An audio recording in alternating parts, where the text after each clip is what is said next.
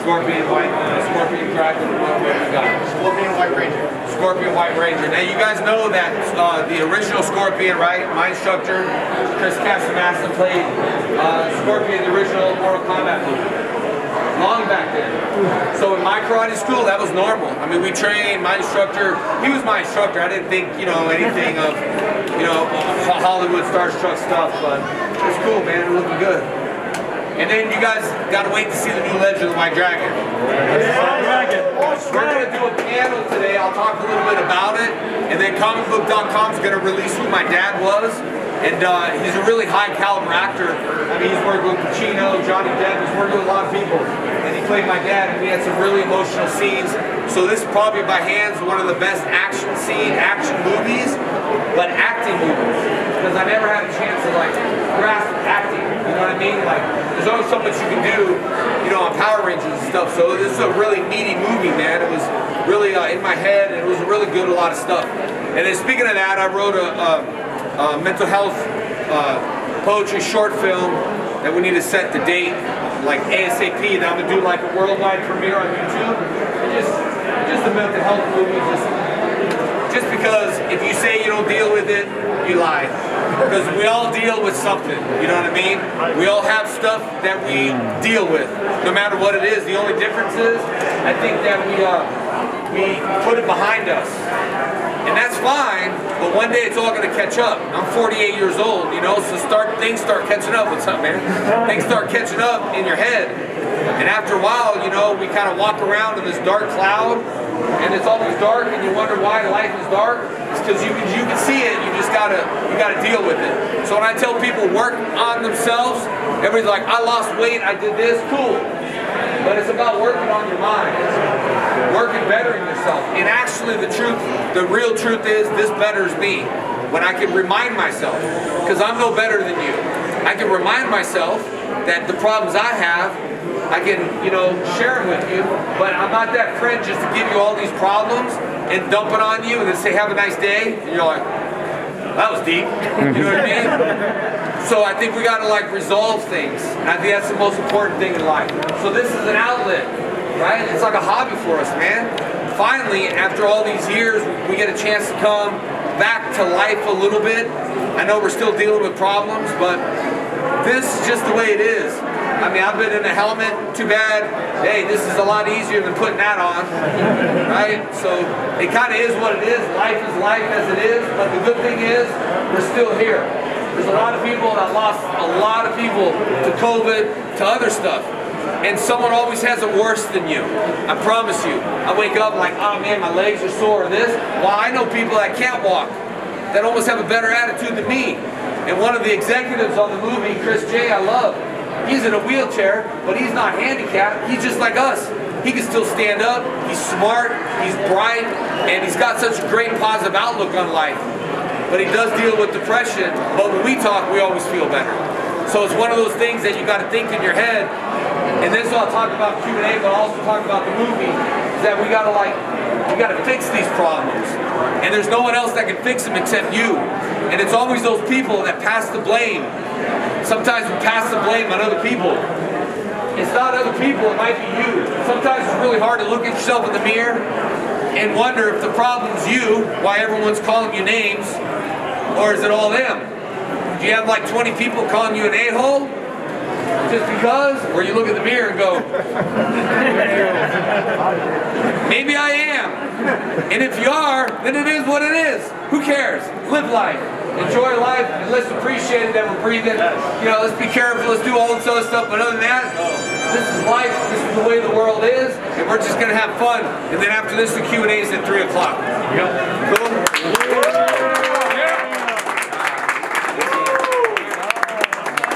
Good to see you, bro. What's up, bro? What's going to do, man? You good? Yeah, good. Good. Good seeing you, man. It's always following me on Instagram. I'm a big supporter. I always try to repost some things here and there. I just thought like, maybe I want to recognize you just because with the mask, I always see the eyes, see the hat. You know, you look the same. I know, still the same. You look the same. You in your mouth, bro. I know. You know? I'll see you up there, man. I'll be there. All right, man. What's up, man? time, man. DJ Rockstar. Don't turn cartoons for me too. Let's do it. And right after that. Oh my god, I need to start it.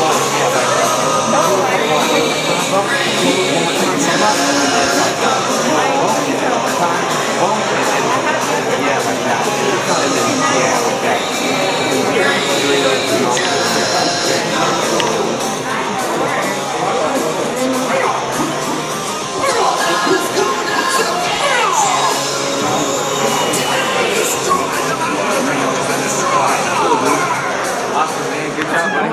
Oh, gotcha. Maybe Sorry, I'll do sorry. like a video or something. Maybe like I'll zoom in and do something. The coolest a happy face laugh. Look at laugh. Oh, that was cool. That was Good job. But you're your biggest fan, and passion got me Power Rangers, and I'm gonna tell you why. You might have heard this story before. So I had long hair my whole entire life.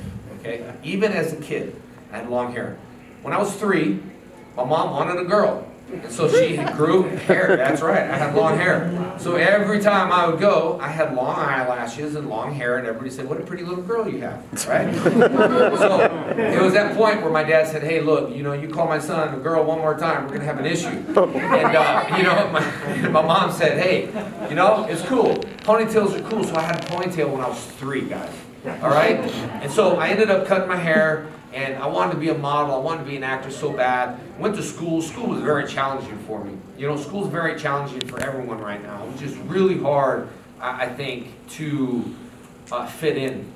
You know what I mean? To fit into a group. I've changed schools all the time. It was hard to fit in. And so for me, I never really tried to fit in. I read comic books. You know, I wore a Wolverine shirt, and people would make fun of me to wear that stuff. And one kid out there made fun of me and never made fun of me again. And that's when I started my whole martial arts training when I was 4. I learned to have confidence, but I also learned, you know, to be you, who you are. And I think transparency was the hardest thing to do, because when you say this is what I like, we all went through this phase of Power Rangers is cool, and then we go to high school and we don't like it no more. You know, but we still do. We got toys, but we just don't tell people. You know, it's like, what do you watch? Like, I don't know. I watch, what do you watch? You know, a lot of people didn't watch Power Rangers in high school. Boom! Y'all watched it in high school. We're all just too scared to say we watched it in high school. But now we can truthfully say that we watch it, and we're proud to watch it. So, I'll give you this story. I had long hair. And I had long hair even when I was 17, 18. I ran a dojo. We all had long hair in our dojos. Chris Casamassa, my main instructor, who's Shion Casamassa, played Mortal Kombat, played Scorpion in the original Mortal Kombat movie. And he had long hair. And we all had long hair, Chris Casamassa. So it had special powers, I thought. I thought my long hair had special powers. So I went to an agency called Kids Management. I never said their name, but I'll say it again. TJ and Bethany, I never said their name before, just because this is the way the world works. And I went there and I had long hair. And they looked at me and they said, "Listen, if you want to be an actor, you got to clean yourself up. You got to take your earrings out. You got to cut your hair, because no one's going to hire you." I mean, I thought I looked cool. I had the special powers, right? So I said, "Okay, well, let me go." And little do they know, Zordon was trying to create teens with attitude, so I had the perfect attitude at that time, right? So I had to clean up my act. So I went home, had to get a haircut. It felt really weird. You know, just didn't feel like myself. You know how it is. It felt naked. It felt like my head was naked. Walking around, I took my earrings out, and you know, I had the ponytails, and I went back pretty persistent the next day with one of my black belts. And I went back and I said, "Hey, TJ, and he gave me the hand. And I said, "Oh, I hate that. I really like when people look at me in the eyes, and I don't like the hand at all. For me, it's like a sign of disrespect. It's a sign of that I'm not nothing." You know what I mean? So he gave me the hand because he's booking a Coca-Cola commercial. And he gave me the hand again, and he told one of my guys, "Hey, he can go stand in the hallway," because that's how acting is. They just don't treat you. It's just like, hit the mark, deliver your line, next, good, we'll call your agent. No, you won't. You just lied. You won't call it. Just tell me I suck. You know what I mean? Like, or just don't promise empty promises. And so I went in there, cut my hair, and he was doing the Coca-Cola commercial. Told my guy he needs to stand outside, but he's a black belt of mine. So I told my black belt he can stay there. And I said, "He's not moving. You can stay there." And he said, "Well, what are you doing here?" I said, "Hey, I cut my hair, and you said you'll represent me, so I want representation." "I can't represent you." I'm too busy, I'm booking a Coca-Cola commercial. And I said, persistence, now it comes. I didn't bully him, but it was kind of persistent. I said, well, I've cut my hair and I don't really know what to tell you. You need to represent me. He says, I can't represent you. And this is where the third persistency came. I said, well, I don't know what to tell you. Just like that. And he looked around, frantically looked around and said, oh, here, this is good, we're even. This is called Phantoms. And I got it, and that was called Power Rangers, and it was audition. And I read it, and I had to read for Zach's character. Now remember, they're casted already. This whole audition for Red Ranger, that's BS, it's casted. All right, the only person that was left was the Yellow Ranger. So the Red Ranger had the job, Walter had the job, everybody had the job. So they wanted to recast for the Yellow Ranger and the Green Ranger, but I didn't know what it was. So I got the script, I read Zordon, I didn't know anything about it. Well, I got the role, and so I was pretty humbled to get the role. So I went back, because I'm a pretty transparent guy, and I went back to the agency. I said, listen, I got the role. And they said, oh, cool, well, we're going to get 15% of what you get. And I said, that's fine. As long as you guys represent me, I'll give you another chance. So they said, okay. So they gave me a contract that said, it was a word that meant forever. Like, we're going to get a commission forever. And when I read the contract, I said, man, look, now I came back to you. I didn't have to come back to you. A lot of people don't know the whole story. I said, I didn't have to come back to you, but I did, because I'm a man. I came back to you and wanted representation. Well, the word was something that said forever, so I said, okay, we're done. This is not the deal. I said a year and a half. Everyone's complaining at the time, getting $600 a week or whatever it was. I got paid more than that, but it wasn't about the money. I needed structure in my life. All right, I was 18 years old. Nobody knows what I went through in 18 years. I went through a hard life. And when I got hired, I said, oh man, this is what I need. I need structure. People tell me, hit my mark, do this, do that, so I needed structure. I was a kid from the street, just needed structure. I was a kid that grew up in a mobile home with, on 5 acres, a commercial mobile home. So think about it. No water, no electricity, no bathrooms, no television. And there was an outhouse in front of my house when I was a kid. And I went to high school, and the guy said, hey, you know, making fun of my outhouse and stuff. And that was the last time that kid made fun of my outhouse. But my mom pushed the outhouse back of the outhouse, back of my trailer home. So the thing for me, it was never about money. It was about success, not to show people wrong, but it was about success to feel better about myself. You know what I mean? Feel validated, and that's what we're going to talk about the movie. My dad's going to be announced on comicbook.com tomorrow, who played my dad, and I'll talk a little bit about how I feel validated with this particular actor. So I went back, and they ended up suing me. Okay, I'm a kid, I'm 18, I don't know, they ended up suing me for commission or whatever they wanted. So I showed up in court and I represented myself. And I'm just transparent, there was nothing wrong, I never promised anything, it was what it was.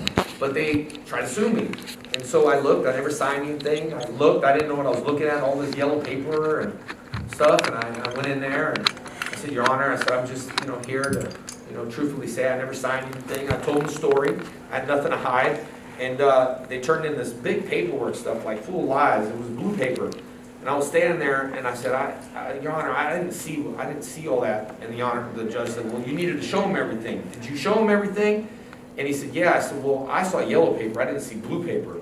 And they said, did you rewrite what you showed them, all your stuff? And they said, yeah. And they just dismissed the case. And I walked out, and I felt, wow, this is what life's all about. I had, nothing to hide.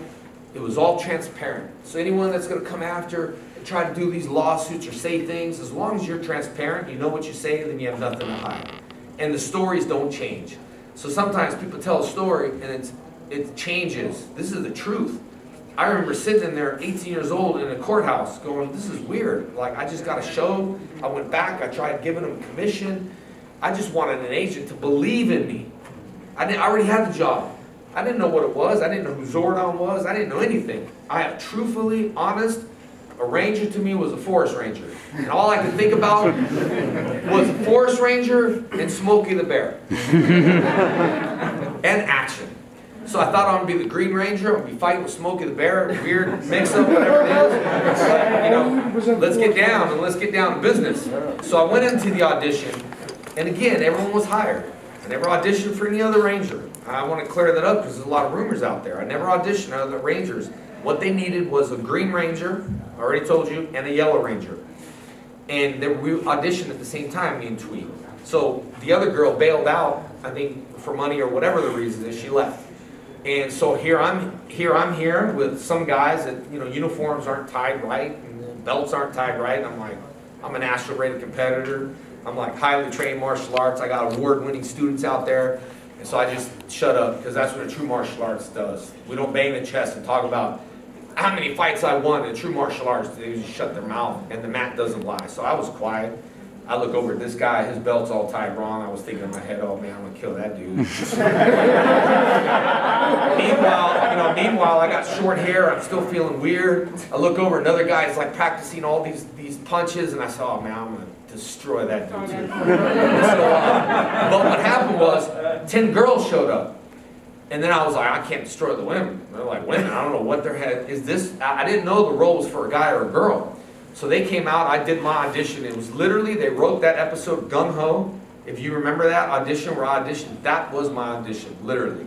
It was like they were speechless. I went up there, I said, how you doing? I did the role, you know, Tommy, or, you know, Zach, read for Zach, said a couple things, Zordon. They said, can you do karate? And I said, yeah, I could try.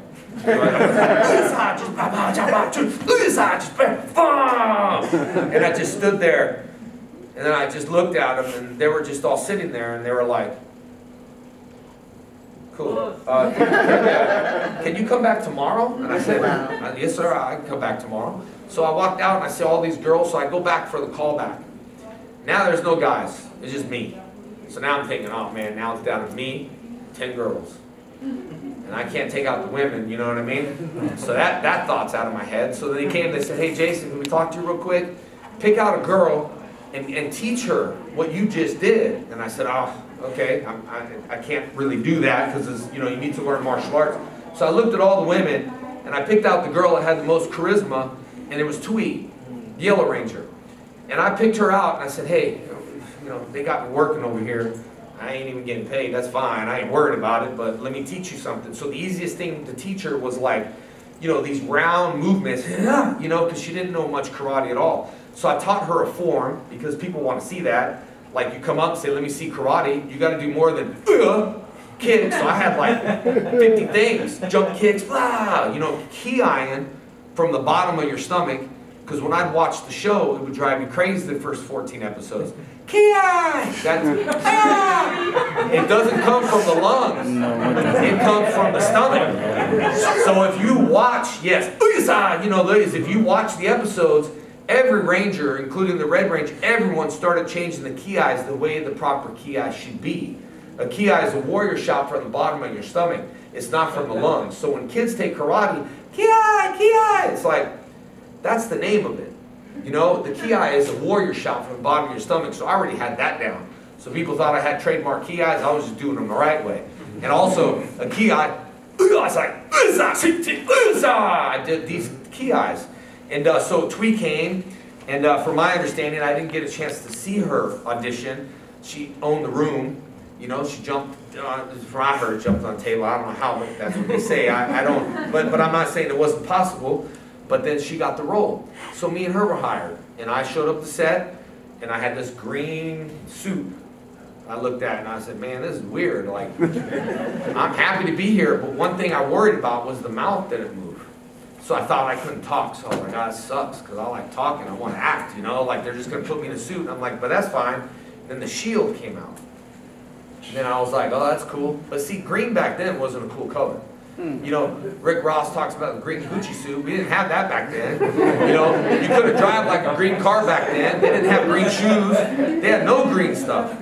If you wear green, you're kind of like, you know, so I embraced it. I said, I'm going to wear green. This is cool. And so I remember my first day, I would always go to set and watch, even though I didn't work. I would go to set, watch. I met Amy Jo, I met all the guys, and I just watched, and I was so excited. I was the first one to be there, and I was the last one to leave. I was the first one to be there to just, my eyes and my ears in the very beginning, is just shut up, listen, and understand how lighting works, how camera works. I didn't like how people talk to me, like, stand on your mark, hit your mark. That was kind of annoying. So I kind of hit my mark, after I had a little power, I hit my mark when I want. It was only 2 seconds after, it was like, hit your mark. It's like, man, I hit my mark when I want. It was 2 seconds after. But anyway, it was just one of those things where you come into Hollywood, they just treated you, they didn't validate you. You didn't feel, still to this day, you feel like a number. Hasbro's never talked to me at all and has embraced any actor and said, you know what, good job, man. They tried cutting all of our characters from the movie. And they should have done something called like Cobra Kai. They should have done something like Cobra Kai where they included some of the originals. But, so that's why, long story short, I created, and me and the Bat and Son created The Legend of the White Dragon. There was 2 Kickstarters. The first Kickstarter didn't work. It was too similar. We were trying to tie it into the Power Ranger universe, and we would have got shut down like that by Hasbro. So we changed the whole script. Originally, me and Aaron came up with the story 10 years ago, and Aaron does really good with cosplay and all that stuff. So we went with our original story. And there was a lot of people that were worried about failing another Kickstarter. Look, life's all about trying. Didn't we not talk about that, right? Yes. West Side Story, you audition, what'd you say? You just gotta keep trying. Yes. Right? I remember things when I talk to people. She said, I just gotta keep trying. You just got to keep trying. Because if you don't try, you're never gonna go anywhere in life. I said at least there's an ability to try. Yes, and the ability to try and just keep trying. So that's how I became the Green Ranger. Now I'm on set. I did everything I could. I started fighting. If you watch the very first episode that Tommy Oliver was in that alley scene fight, that fight style with Isaac Florentine changed the Power Ranger game. If you watch, normally it's like on sticks and the fighting is just kind of like, but me, we did vignettes like Bat and Son, you know, trash can lid, we shot that. The kick, it just was the best fight scene because the way it was shot also, plus I knew martial arts. So it dominated. It was like, whoa, Green Ranger series, I gotta say, was the best. I had the love story. You know, Tommy had all the girls. It was just one of those things. It was like, but with the women came problems. I don't mean to say that, sound that in the bad way. It was always helping Kimberly. Tommy. It was like, oh man, you always gotta say Tommy. I love you. I love you out there, Amy. But the Green Ranger was very exclusive. They only put like 1 Green Ranger per toy in a box. I remember when I collected G.I. Joe, it was Storm Shadow, or the Ninja, not Snake Eye, Storm Shadow. I would go to Toys R Us and I'd shuffle through the boxes and they only put like a couple in the box. So I was like, darn, I had to get that toy. So see, when the Green Ranger came out, they didn't think I'd be around for a long time. They ran out of Green Ranger footage. That it was a Japanese show, they just didn't know what to do. So when I was on Green Ranger and all the toys were going crazy, and then they saw my personality, and then I knew what I was talking about, and then they saw a guy that was willing to work for free just to be structured in life. Just to have structure, and the blessing of being here in front of a light. You know, I made a lot of money, and even in 1 year, I had to pay like $212,000 in taxes, okay? Now, even if I made $2,000 a month back then, I'm blessed because I'm an actor. So, you gotta remember your passion, we all have a purpose in life, but passion doesn't mean profit. Passion means, I'll do it for free, dude. And that's my whole career I've done. I've done like Bat and Son, you know, we did Transformers, I did all this other stuff.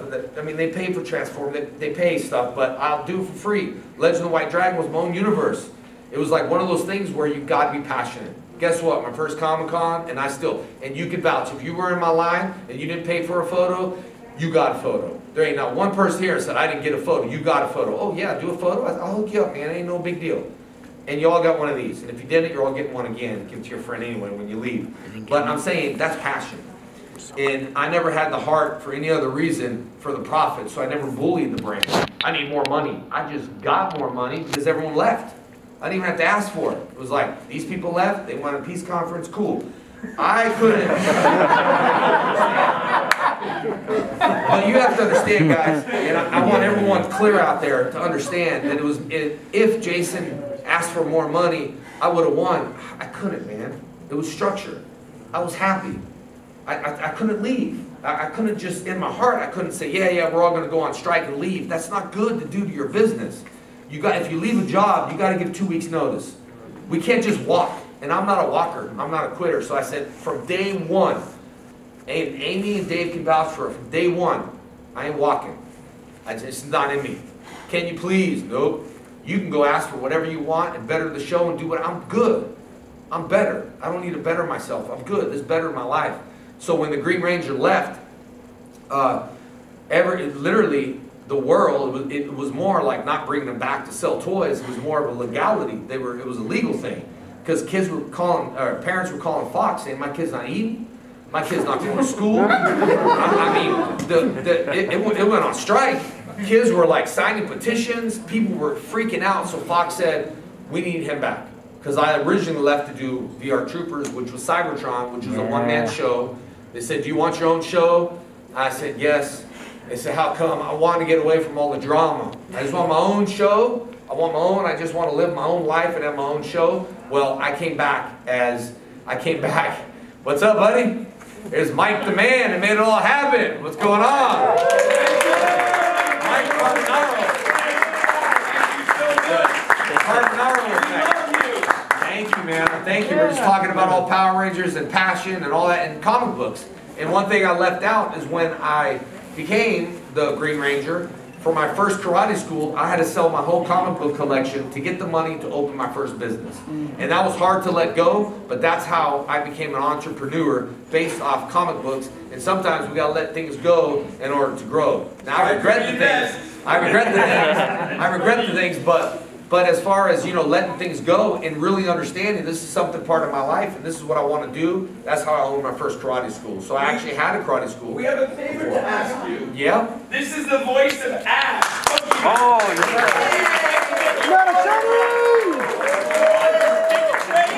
There you go. This is his idea, but I was like down for it. Am I sitting on it? I'm on Facebook Live right here. I have a seat right there. Collaboration. He's a dragon type. Catch him, Power.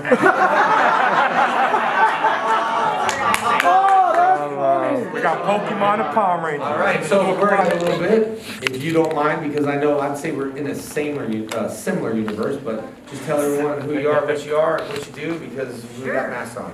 Oh, we have masks on. I'm Sarah Natasheni. I'm the voice of Ash Ketchum on Pokemon. I also play about 30 other characters on the show. I'm Vera on Camp Camp.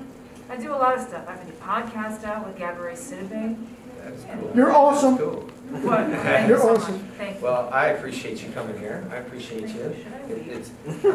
No, I just want to say something. I'll sign your stuff, but I mean, if you want, I got some Legend of the White Dragon. I got whatever. I don't know. You said you want an autograph. You can sign me stuff. Well, I didn't bring your. I brought something for a trade for you. Okay. So we can do that later. All right. We can do that later. That'd be good. All right. Well, no, you don't have to leave. I mean, you can leave if you want, but I just wanted to say everyone will love to see you out there. And Mike's a good guy. We're just talking. I'm actually talking about. You know, I do have a question for you. All right, we're going to cut into some Q&A things, but I have a question for you. I was talking about how I got my role on Power Rangers, right? And it was a persistent. It was passion. It was something I wanted to do. What advice could you give? There's a lot, and I was telling you right now, just through social media and auditioning and doing all that stuff, there's a lot of self-tapes going on. I mean, all this stuff made it even more, I say popular. People don't want to come in, but what would you give advice for like actors or voice actors? Because people always ask me, and my advice was sharpen your sword in case you get that opportunity. You know, it's not easy. It's a hard thing, and for me, it was persistence how I got my job. I mean, I originally wanted an agency. They said they'd represent me, and then they didn't, and then I got Power Rangers. And it was a hard work, and it was hard persistence, a lot of hard work. What would you tell everyone, like, how, you know, what to do? Or What to do? What do I do? I had a very similar road. I just had it really early on in life. So I was also searching for an agent. I went to acting school for 4 years. I was a teenager. And then I looked for an agent, like the regular way. I did like Actors Connection and stuff, all that kind of stuff. Okay, wait, so I have to ask. Yeah. You don't have to say your age, but I have to say my age, okay? Okay. And one thing I did not tell you guys is when I had to get an agent, all right, I went through the white pages. All right, and I went through the white. Mike likes that. He's the only one in here, but I had to go through. We had the phone book, okay? So I went through the white pages, and I grabbed every agent I could, and I took a picture of myself, a 4x6 picture, and it was just one of the. Oh wow. Yeah, it was a 4x6 picture, and I mailed it to a lot of agencies. And I didn't really get any like bites or anything like that. I did do some modeling when I was 12, but anyway. So you did your stuff. So I was on a white page. I did the white pages, and you're. I got headshots. I did Ross reports. You did. Remember those? Yeah, I do remember those. Backstage and Ross Yeah. reports. I had the backstage of the newspaper. I'm not going to say how old I am, but now you know. And I would like circle all the auditions Yeah. that I thought were right for me, and I would put it in an envelope and cut the 8x10 resume and staple it to the headshot and put it in and write down the thing. And then, oh my God. Yeah, I know. And now we're like too lazy to even submit ourselves on Actors Access, which is like one click. And now it's like, it's funny because we can record, right, our auditions, but it's like, we can also record like 20 times and take the best one and then tell them I didn't have time. I just, you know, I didn't have time to do it. I just did it really quick. Yes. But I was saying the audition process back in the days, I was kind of saying how agents or casting people really aren't too friendly, right? They just kind of like get to the thing, Yeah, like yeah. hit your mark, thank you, and you wonder. So, but when my audition, I went in, I auditioned, and I did this whole, you know, CADA routine, and then they all looked and they said, cool, can you come back tomorrow? And it was my callback, and then I taught the Yellow Ranger, and then we got the role. So, but I didn't have it easy. It was like persistent, and it was one of my, I'd say, first biggest thing that I auditioned for. So sometimes I would say it wasn't luck. Remember what I had to do is I had to do a karate kata, and if I did not know karate or sharpen my sword, Right. I wouldn't have got the role. Right. You know what I mean? So you can go to a lot of different places, and I mean, voice acting's hard. I did Transformers, Emissary, and I didn't have a thing to look at, right? So it was I did that with Eric, and then I did We Are Bears, or We Are Baby Bears? No, Baby Bear? yeah, yeah, on Cartoon Network. Yeah. I'm such a fan! Yeah, I did that. I did an episode of Imaginary Friends. Okay. But it was kind of weird because, like, I didn't know, I mean, usually I'm used to ADR, like, deep, you know, Yeah, yeah. and they say my line, but this is just an open. It was We Bears, whatever, just an open, and we just read it and we did it, and it came out really cool. And so I did that, and it was fun, and then I did a video game. So much respect, and then I did some other stuff, but much respect because for me, I was always, you know, moving away from the mics and, you know, doing this versus like have to stay on the mic and get your voice right, you know, little tricks like that. But and then Tony Oliver, I don't know if you know him. You do? So you know how we're tied in? No. Okay. This is good for the Power Ranger fan base. So I went to Power Rangers and I started doing ADR. And I did ADR with Tony Oliver. And my name on the show is Tommy Oliver. I didn't have a last name, so I actually used his last name. And I used to watch Robotech, and then he was Rick Hunter, right? Did the voice of Rick Hunter, and he also did the voice of Sabo. So I worked with Tony for many years, and that's how Tommy Oliver got his last name from Tony. So who would have knew? Who would have knew? So, Who would have knew that? but I don't know. I got some stuff. I don't know if you got pens. I'm gonna exchange I some. brought some pencils. We're going to exchange some autographs in front of you guys. Yeah. That's cool.